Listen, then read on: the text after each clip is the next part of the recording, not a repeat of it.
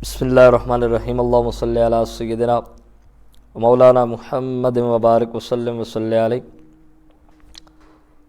معزز ناظرین و سامعین، جیسا کہ تعلیم نسواں کے حوالے سے گفتگو ہو رہی تھی اور اسلام میں جو عورت کا مقام ہے، اسلام نے جو عزتیں، رفعتیں اور مقام عورت کو عطا فرمایا،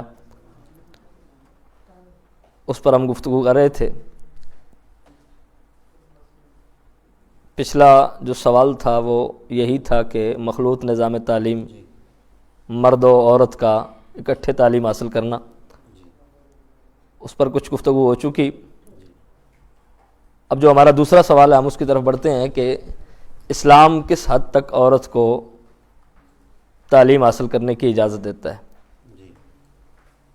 تو بڑی سادہ سی بات ہے، سمپل سی بات ہے کہ اسلام نے کبھی، اصل میں لوگوں کو اسلام کا غلط آئینہ دکھایا گیا ہے اور یوں اسلام کا نظارہ پیش کیا گیا، منظر کشی کی گئی کہ شاید اسلام نے عورت پر بہت بڑا ظلم کیا ہے، لیکن ایسا ہرگز نہیں ہے۔ اسلام نے عورت کو تعلیم حاصل کرنے کی اجازت دی ہے اور اس پر بہت سارے دلائل موجود ہیں۔ حضور کریم نبی صلی اللہ علیہ وسلم کی حدیث پاک ہے، حضور صلی اللہ علیہ وسلم نے فرمایا کہ طلب العلم فریضۃ علی کل مسلم و مسلمہ، کہ علم حاصل کرنا ہر مسلمان مرد پر اور ہر مسلمان عورت پر فرض ہے۔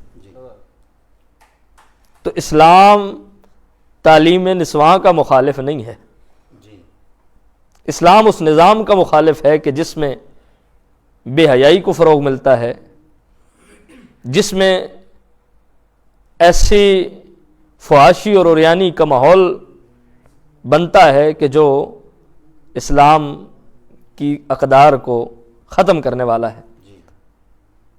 وگرنہ پیغمبر اسلام صلی اللہ علیہ وآلہ وسلم نے عورتوں کی تعلیمات کے حوالے سے کبھی مخالفت نہیں کی۔ حضور کریم نبی صلی اللہ علیہ وسلم کی حدیث پاک واضح الفاظ کے اندر بیان فرما رہی ہے کہ جس طرح مرد وہ تعلیم حاصل کر سکتے ہیں، اسی طرح عورتیں بھی تعلیم آزادی سے حاصل کر سکتی۔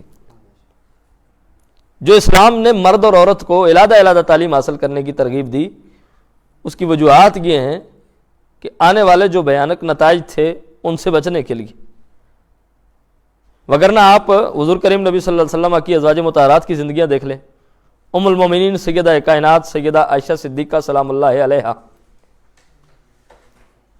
احادیث کی بہت بڑی راویہ ہیں اور ذخیرہ احادیث میں بہت ساری احادیث آپ سے مروی ہیں، بلکہ میں آج ہی دیکھ رہا تھا کہ تقریباً 2210 روایات فقط حضرت عائشہ سے مروی ہیں۔ تو یہ علم نہیں ہے، یہ تعلیم نہیں ہے، تو پھر کیا ہے؟ سرکار نے اجازت دی تو سیدہ کائنات نے یہ سیکھا اور بیان کیا۔ اور میں دیکھ کے بڑا حیران ہوا کہ حضور کریم نبی صلی اللہ علیہ وسلم کے بڑے بڑے صحابہ کرام جب کچھ مسئلہ پوچھنا ہوتا تھا، کسی مسئلہ کے حوالے سے فتویٰ لینا ہوتا تھا، تو وہ سیدہ کائنات کی بارگاہ میں آ جاتے اور حضرت سیدہ عائشہ صدیقہ سلام اللہ علیہا سے جو تعلیمات انہوں نے حضور سے حاصل کی تھی اس کے مطابق وہ پوچھتے تھے۔ اسی طرح حضور کریم نبی صلی اللہ علیہ وسلم کی دیگر ازواج مطہرات ہیں، تو ان سے جو ہے وہ حضور کریم نبی صلی اللہ علیہ وسلم کی کئی روایات مروی۔ حدیث کی کتب کو اگر دیکھیں تو روایات حدیث کے حوالے سے سب سے زیادہ روایتیں حضرت ابو ہریرہ رضی اللہ تعالیٰ عنہ سے مروی، اور خواتین میں اگر دیکھا جائے تو سب سے زیادہ جس شخصیت سے روایات مروی ہیں وہ حضرت عائشہ صدیقہ سلام اللہ علیہ۔ تو اسلام نے کبھی، یہ ایک آج آپ میسج لے جائیں، پیغام لے جائیں کہ اسلام نے کبھی تعلیم نسواں کی مخالفت نہیں کی۔ اسلام تعلیم نسواں کے حق میں ہے۔ میرے کریم نبی صلی اللہ علیہ وسلم کی زوجہ ہیں حضرت سیدہ حفصہ رضی اللہ تعالی عنہ، آپ کے حوالہ سے آتا ہے کہ آپ صرف پڑھنا نہیں جانتی تھیں بلکہ آپ کو کتابت پر بھی مہارت تامہ حاصل تھی، اور آپ جہاں پڑھنا اچھے طریقے سے جانتی تھیں وہیں آپ کو فن کتابت بھی آتا تھا۔ تو اگر اسلام تعلیم کا مخالف ہوتا تو حضور کریم نبی صلی اللہ علیہ وسلم کی ازواج مطہرات جو ہے وہ ان کی زندگیوں سے یہ ہمیں سبق نہ ملتا۔ بہرحال اسلام نے تو عورت کو بڑے حقوق عطا فرمائے ہیں، اور اگر ان کو دیکھا جائے تو بہت ساری اس پر بات بھی ہو سکتی ہے۔ تو المختصر ہم یہی کہنا چاہیں گے کہ حضور کریم نبی صلی اللہ علیہ وسلم کی تعلیمات سے، قرآن سے ہمیں کہیں بھی ایسا کوئی فرمان یا کوئی ایسا حکم نہیں ملتا کہ جہاں اسلام کے اندر عورت کی تعلیم کی مطلقاً مخالفت کی گئی۔ ہاں جہاں کچھ خرابیاں لازم آتی تھیں، جہاں عورت کے حوالے سے جو ہے وہ کچھ شرعی تقاضے تھے، اس کو عورت کا پابند ضرور بنایا گیا، لیکن اسلام نے ہر دور میں، ہر حال میں، ہر وقت عورت کی تعلیم کی کبھی بھی مخالفت نہیں کی، بلکہ اس کو ترغیب دیا ہے۔ جس طرح مرد تعلیم حاصل کرنے کا حق رکھتے ہیں، اسی طرح عورتیں بھی تعلیم حاصل کرنے کا حق رکھتی ہیں۔